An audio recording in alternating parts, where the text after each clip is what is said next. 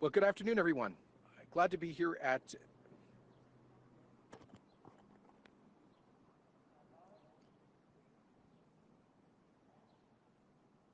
Good afternoon, everyone. Glad to be here at Edmonton's Expo Center, the site of one of our mega vaccine clinics, and we also have rapid testing available here, together with Minister Tyler Shandro. And I'm excited to be here to tell you about Alberta's Open for Summer lottery to help encourage every eligible Albertan to get as vaccinated as quick as possible. Alberta has been one of the leading provinces in Canada for months on the speed and efficiency of our vaccine rollout, and great credit goes out to everybody at AHS and our partners in the 1,340 pharmacies across the province for making that happen, to get jabs into arms to save lives as much and as quickly as possible.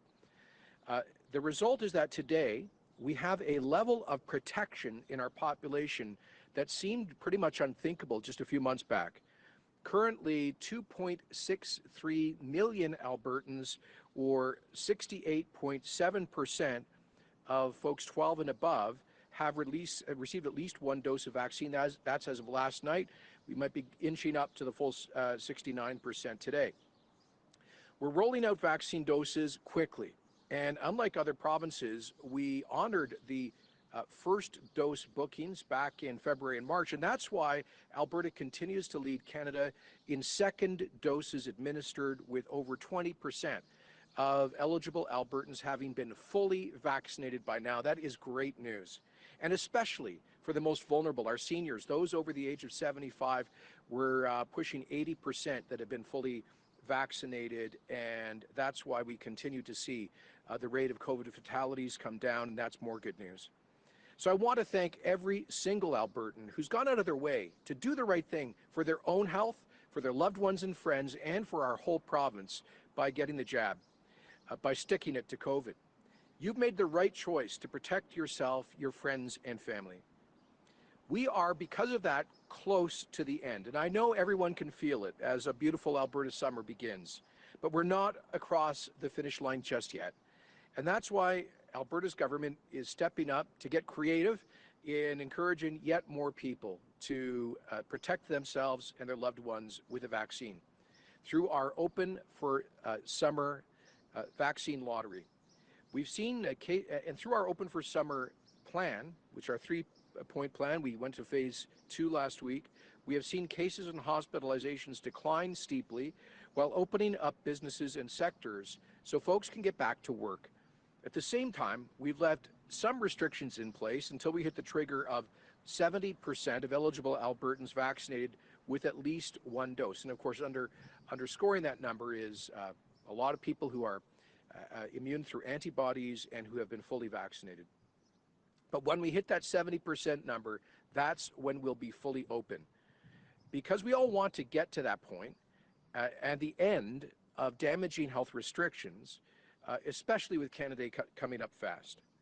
I don't know about you, but I am so looking forward to celebrating Canada Day. I certainly hope, as we normally do, with outdoor celebrations in our neighborhoods and communities, backyard barbecues with family and friends, and of course, fireworks to top it all off. But the clock is ticking. If we're to have a fully back to normal Canada Day, we have to hit 70% first dose vaccination no later than this coming Thursday, June 17th. Currently, we are 48,361 first dose appointments away from reaching that goal. We've done what we can to encourage vaccination. We've partnered, as I mentioned, with over 1,300 pharmacies across the province, not to mention the many, many AHS clinics that have been doing rapid flow-through and even drive-through vaccinations. We've delivered vaccines to every corner of Alberta, literally, as soon as they come in, offered free parking and transit tickets for people to get to clinics. We set up temporary clinics to, for example, accommodate the Muslim community late at night during Ramadan, and for shift workers who needed to make appointments outside regular work hours. We've helped Albertans at their workplaces with pop-up clinics in their neighborhoods with weekend vaccination drives. And we've worked with First Nations, Native Friendship Centers, and Métis groups to deliver vaccines as conveniently as possible to Indigenous people. We vaccinated people in their own homes when necessary. And last week, we launched walk-in first dose clinics in 18 communities. We've also spent millions of dollars promoting the life-saving benefits of these vaccines through advertising, including 2 mailers that have gone to every household in Alberta. Despite all of that, we're not quite there yet. And we need everyone who's on the fence or those who want to get a shot but have just been putting it off for a while to get their dose now. We've seen a real drop-off in the past week and a half of first doses administered and bookings being made. We knew going into this that there are some, and there always will be some, who will never get a vaccine of any kind. No fact and no plea to civic responsibility will sway them, and that's just how it is. But we also know that there are lots of people who want to get vaccinated or are thinking hard about it, but they just haven't taken the plunge yet. In fact, in our polling, we estimate that upwards of about 85% of Albertans are open to getting vaccinated. Right now, we're just below 70%. So that is to say that we really need to push hard to encourage the 15% who want to get vaccinated or are open to it, but have not yet gotten around to it. That's 600 and some thousand people. And those are the folks we're really reaching out to strongly encourage them to get vaccinated as soon as possible. So we will step up with our information campaigns, and we'll keep doing everything we can to make vaccines as accessible and just convenient as we can. But we also need to get creative at this point, and that's why we've announced the start of Alberta's Open for Summer lottery. It'll include everyone who has taken at least a first dose, plus those who do so in the weeks to come. If you have not yet got your first dose, then now is the time. By not getting vaccinated, you're not only saying no to the best health protection available, but you're also saying no to a chance to win $1 million. In total, 3 $1 million prizes will be up for grabs in the Open for Summer lottery, and the first draw is just perhaps a couple of weeks away. Starting today, anyone 18 and older who has received a first dose of vaccine at any point, since we started administering them in late last year, anyone who's received at least a first dose is eligible to enter the lottery. And entering the lottery is easy. Just go to alberta.ca/lottery and enter your information. Registration for the first draw will close a week after we reach the 70% threshold, so likely about a week and a half from now. So act now. If you've already gotten a first dose, register online for the lottery today if you want to be test your luck. And if you haven't, then book your appointment now because the clock is ticking. The winner of this first round will be announced on the first day of Stage 3 of the Open for Summer plan to celebrate getting life back to normal. But that's not all. First doses are crucial, but second doses matter a lot too. And that's why we'll hold more draws over the summer. The second draw will take place at the end of August. It'll be open to Albertans 18 and older who have been fully vaccinated with 2 doses. Finally, if you decide to get vaccinated after the second draw happens, don't worry. There will still be another chance to win, as the third lottery will be available for anyone 18 and older who has 2 doses and will take place towards the end of September, towards the end of the summer. These draws will award 3 provincial prizes of $1 million each. We'll also be announcing more fun and exciting prizes in the days to come, so stay tuned. Across the United States, lotteries held for vaccinated people are making a big difference in uptake. For example, in Ohio, my friend Governor Mike DeWine introduced a lottery because vaccinations were declining by 25% a week before the lottery was announced. But after, 2.75 million Ohioans signed up and got vaccinated for a shot at the cash and scholarship they were offering, but they saw a 38% increase in vaccination bookings, and especially amongst those groups in the population, like younger men, who had been lagging in terms of the vaccine uptake. So as I said, our polling indicates that about 85% of Albertans either have been vaccinated or intend to get the jab or are open to doing so. That means about 570,000 people over the age of 12 who have not been vaccinated but are open to it. And again, that's who we're reaching out to. So it's very simple. We want everyone to be protected. Get your shots and earn yourself a chance to win big. Now your vaccine shot is also your shot at becoming a millionaire. The time is now. Get your shots and let's get Alberta open for a great summer. And with that, I'm going to introduce Minister Chandra to offer a few more details, and then we'll be happy to take questions from the media.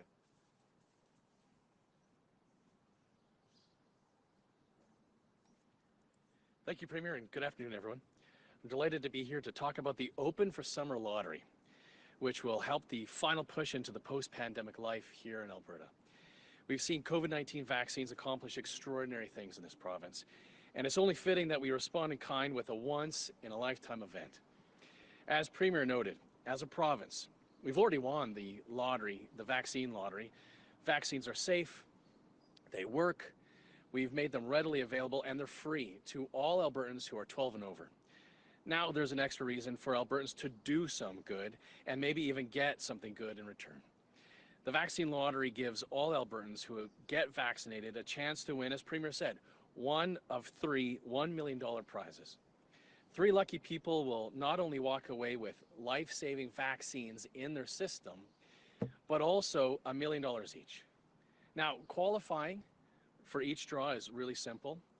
You must live in Alberta, you must be 18 years or older, and you must have proof of your first dose for the vaccine for the first draw and your second dose for the second and third draws.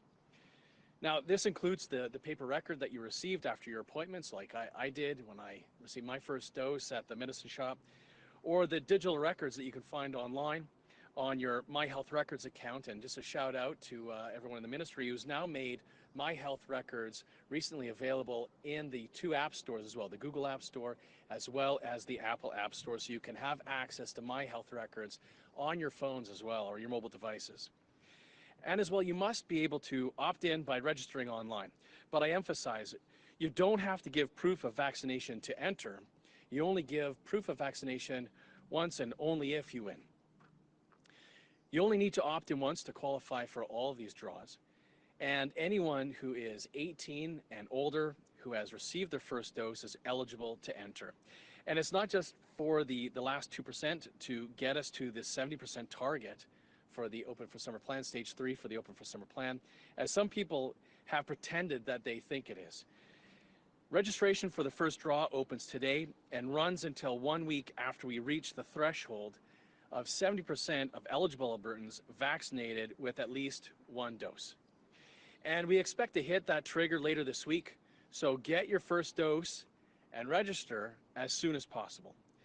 The winner will be drawn when Stage 3 of Alberta's Open for Summer Plan begins. Now, the specific dates and deadlines will be posted on the website once Alberta enters Stage 3 of the Open for Summer Plan.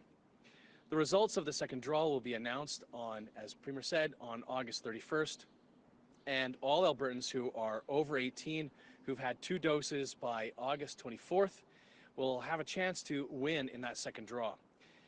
The results of that third draw will be announced on September 30th, and all Albertans who've had 2 doses by September 23rd will have a chance at winning. Now, we know that getting 2 doses of vaccine is critical to the best protection against COVID-19, which is why Albertans who've had 2 doses have triple the chances of winning a prize. To enter the lottery, you must register online, as Premier said, at alberta.ca/lottery, and keep checking the website through the summer for updates.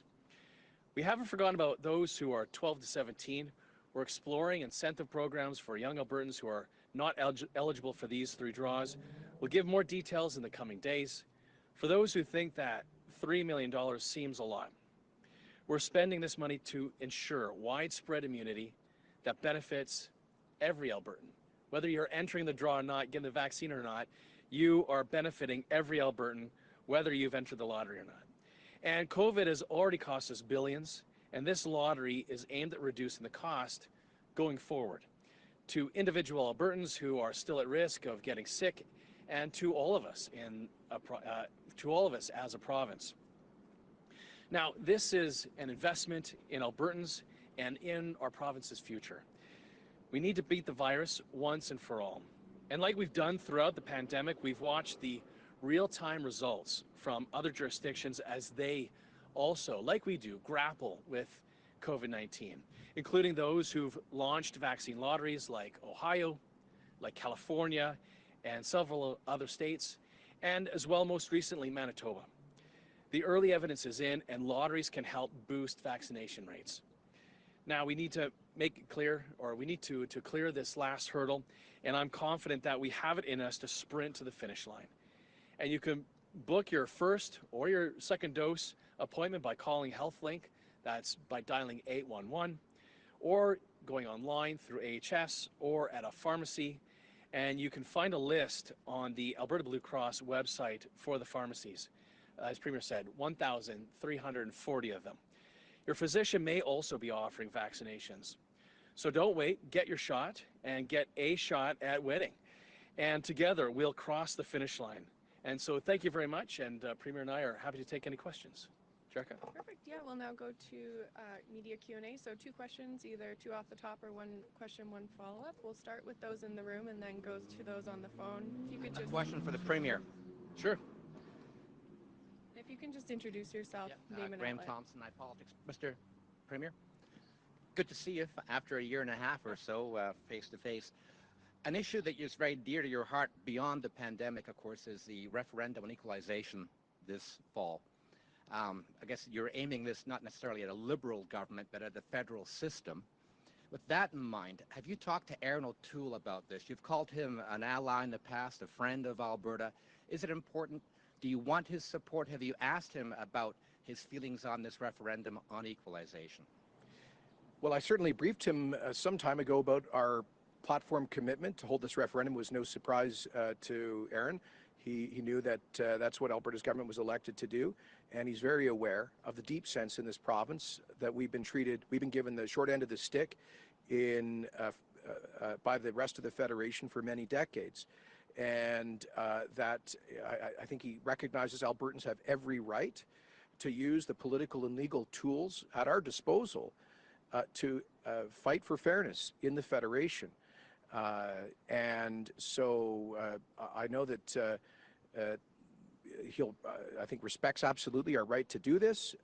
And if you want to ask him for more details on his position, I encourage you to talk to Mr. O'Toole directly. But this is something we do, as I said in my speech in the legislature last week, not out of animosity with the rest of the country, but rather to strengthen our role in the Federation. A lot of Albertans don't feel completely at home in Canada right now, and that's a real shame. This is a great country. It's worth fighting for. It can only be strong if there's a strong Alberta, and that's what this is about, is a strong and prosperous future for Alberta.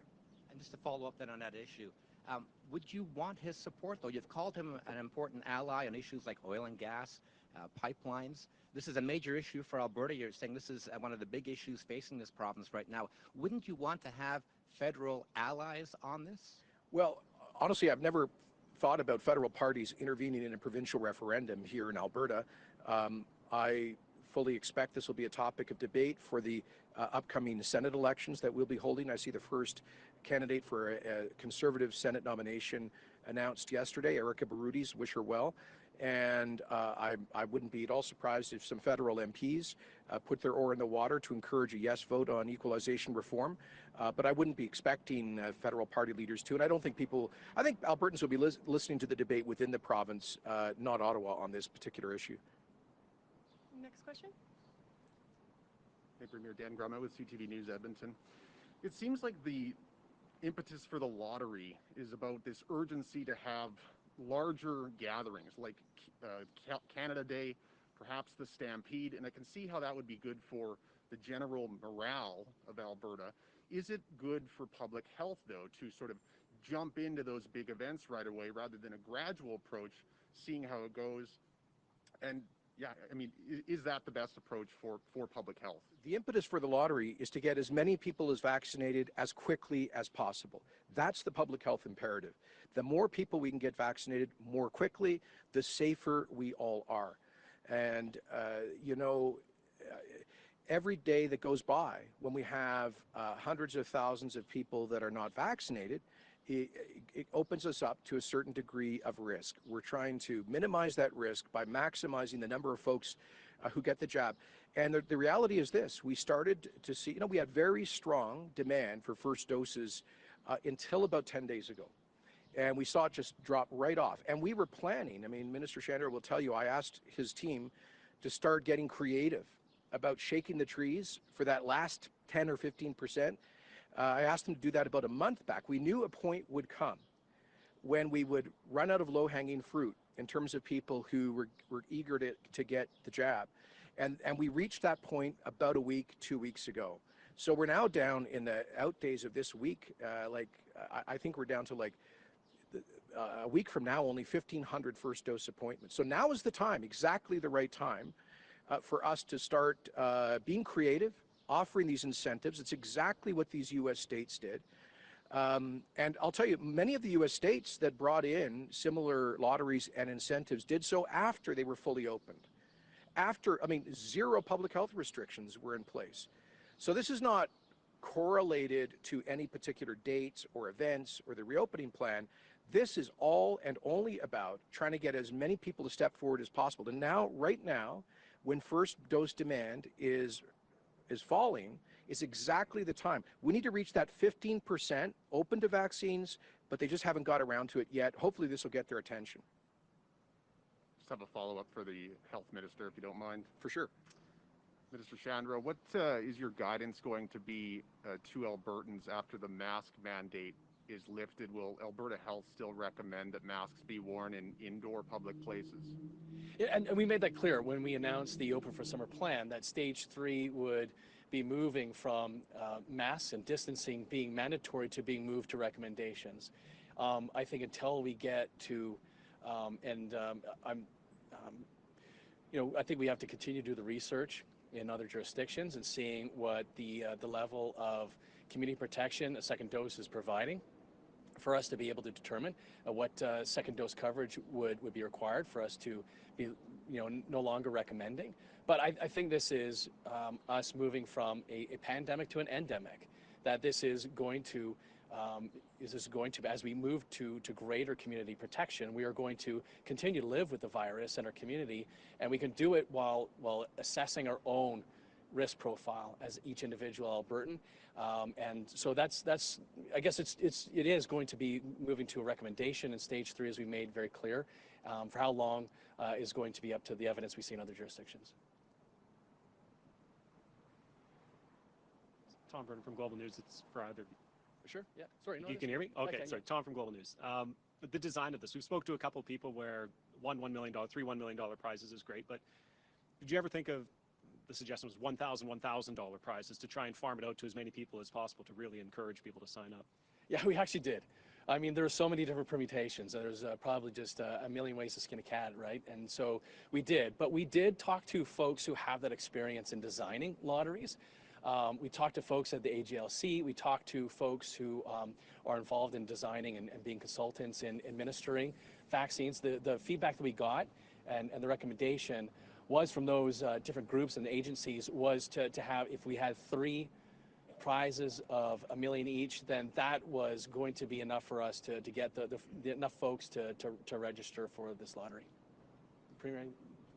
Next question's for the Premier. It's on a different topic. It's one we spoke. If I could. Sure, of course. Just point out, Tyler just upset the feline lobby with that skin a cat remark.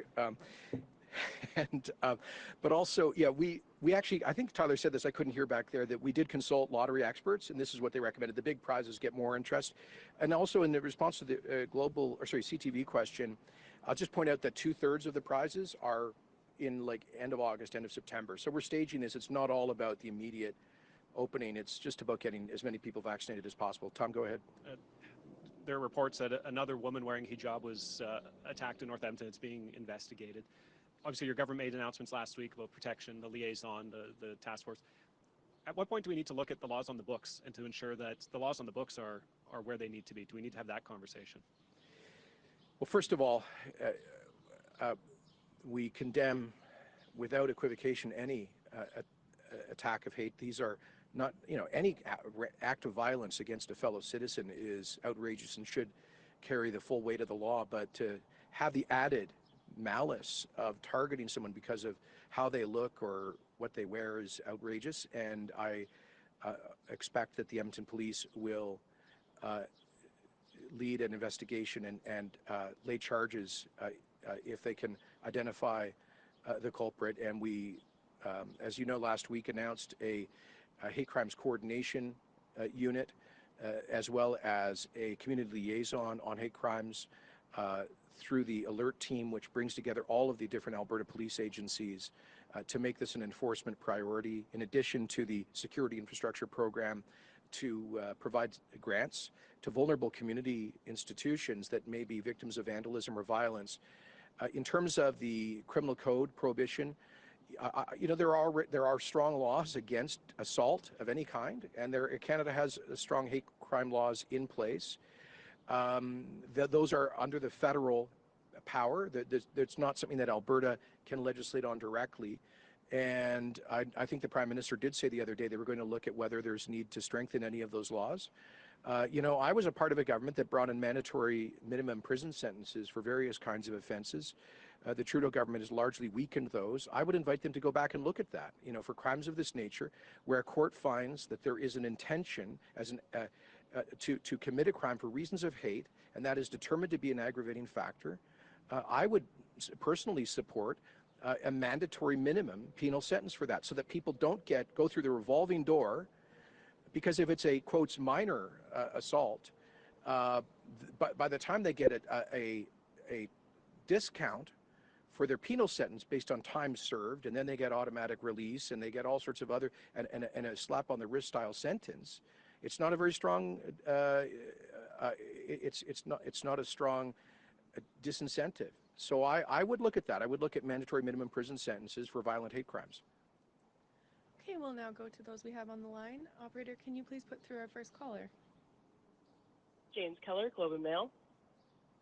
Hi, Premier. How concerned are you, looking beyond stage 3 and a 70%? I mean, how concerned are you that Alberta won't be able to push these numbers much higher than 70%?